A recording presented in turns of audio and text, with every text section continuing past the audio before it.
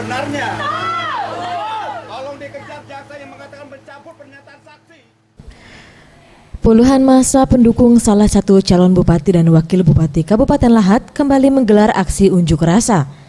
Kali ini mereka mendatangi kantor sekretariat Gakumdu yang berada di Jalan Kejaksaan Kota Lahat.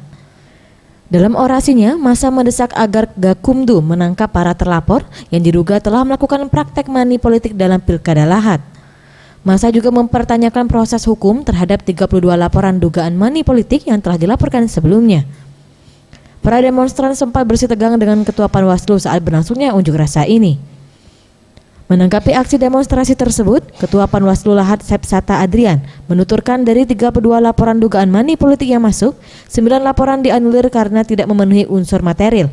3 laporan telah dilimpahkan kepada pihak kejaksaan atau P21 dan sisanya masih dalam proses. Yakinlah kami di sini Panwas akan netral, akan bekerja dengan profesional, apalagi di Gakumdu kita bersama-sama dengan dari kepolisian dan kejaksaan. Jadi kita akan mengungkap kalau memang benar-benar ada terjadi. Jadi yang ada itu baru 3 laporan, kita jadikan 1 laporan.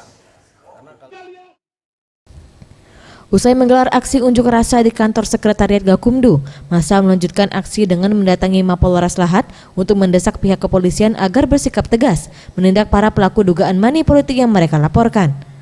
Aksi ini mendapat pengawalan ketat dari pihak kepolisian dan Polres Lahat serta Satuan Brimopolda Sumsel BKO Pengamanan Pilkada Lahat.